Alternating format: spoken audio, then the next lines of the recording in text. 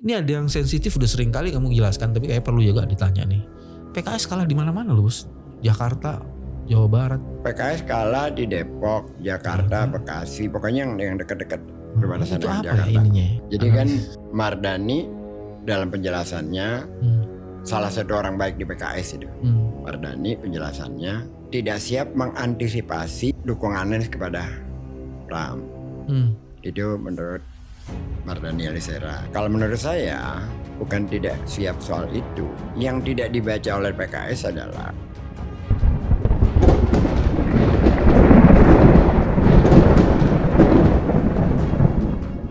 Assalamualaikum warahmatullahi wabarakatuh. Iwan Watfilah.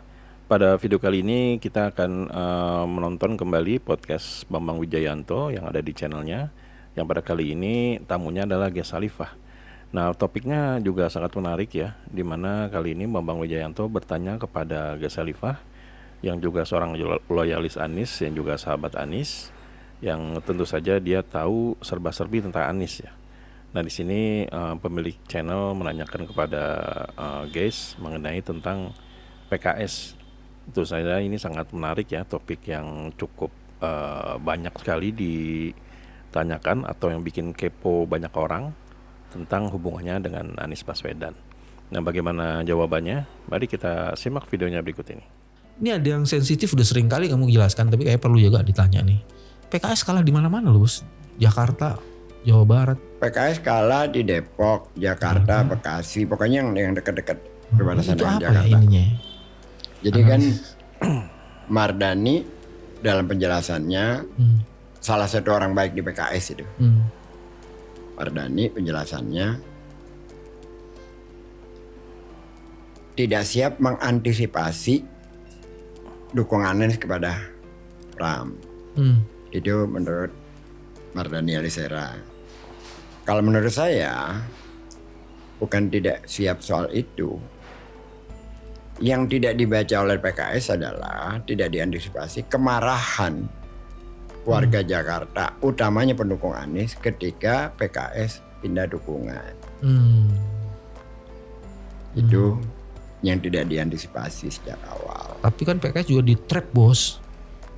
Ridwan Kamil tidak mau maju kalau tidak didampingi. Itu kan kayak nge-trap juga dia kan? Ya memang, tetapi kan itu kan dia punya pilihan yang relatif lebih bebas dibandingkan Nasdem maupun PKB. Kalau Nasdem kan udah jelas-jelas tekanannya.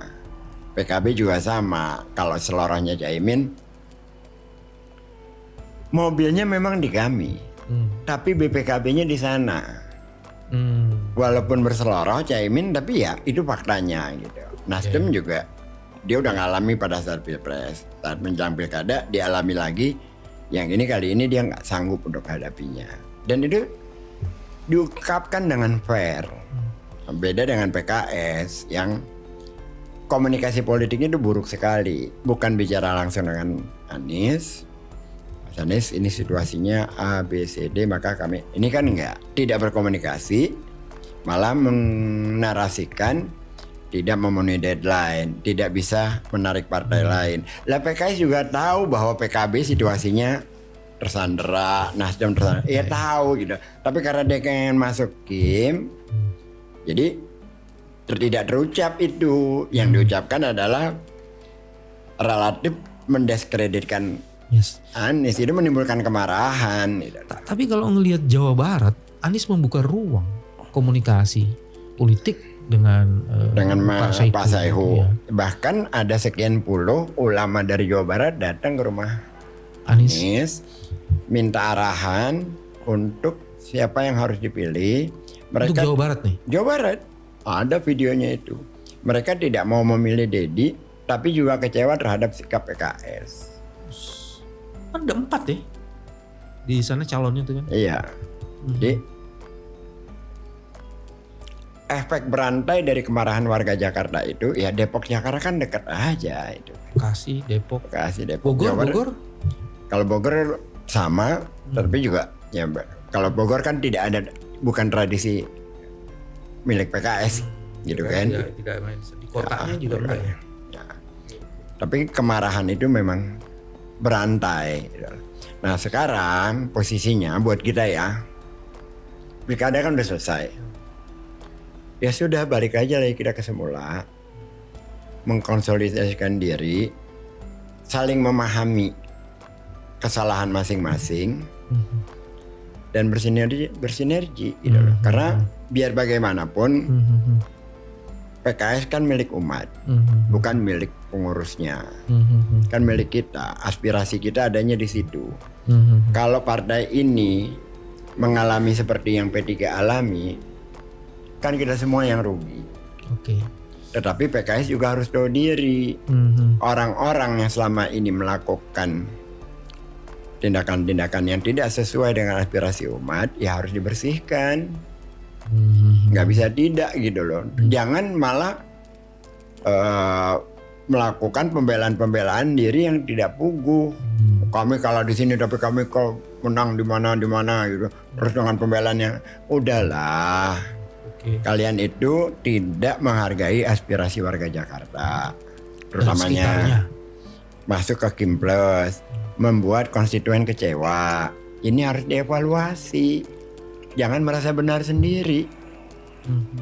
Apapun ceritanya, dia ada, partai itu ada karena kita memilih. Lalu kalau ini mau diteruskan, lama-lama kita menjadi patah hati, jadi tawar, kan jadi berat. Jadi berat buat mereka juga gitu kan. Kan yang harus kita lindungi partainya, bukan orangnya.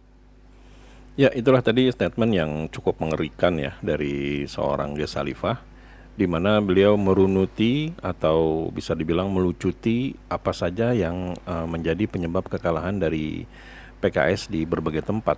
Nah, yang paling penting atau yang paling banyak disorot adalah kekalahan PKS di Depok dan juga di Jakarta dan di berbagai tempat lainnya. Nah, hal ini menjadi menarik karena memang banyak analisis para pakar politik yang agak sedikit bingung ya.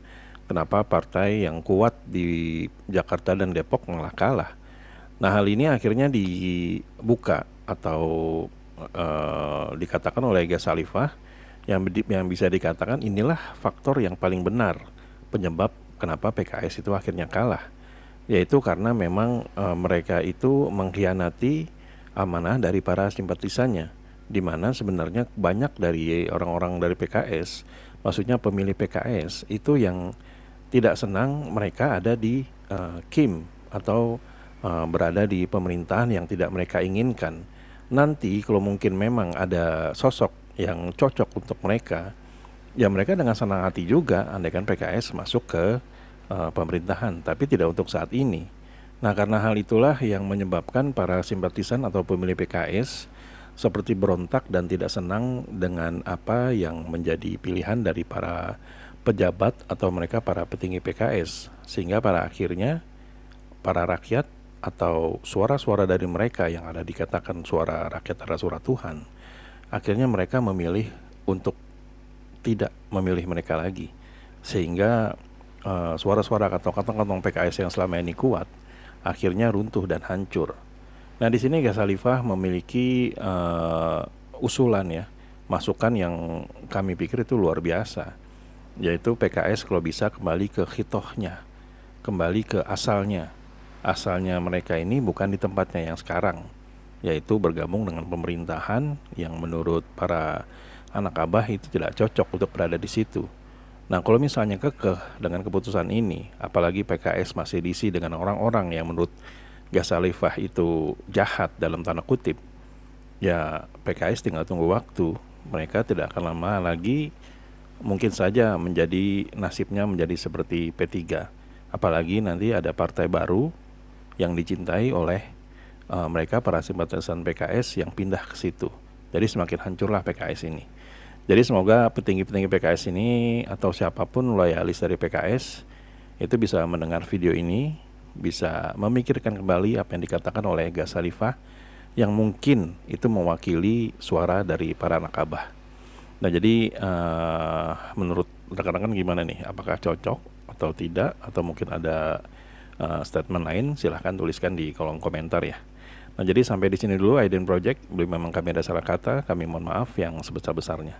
Wabillahi taufiq wa hidayah. Wassalamualaikum warahmatullahi wabarakatuh.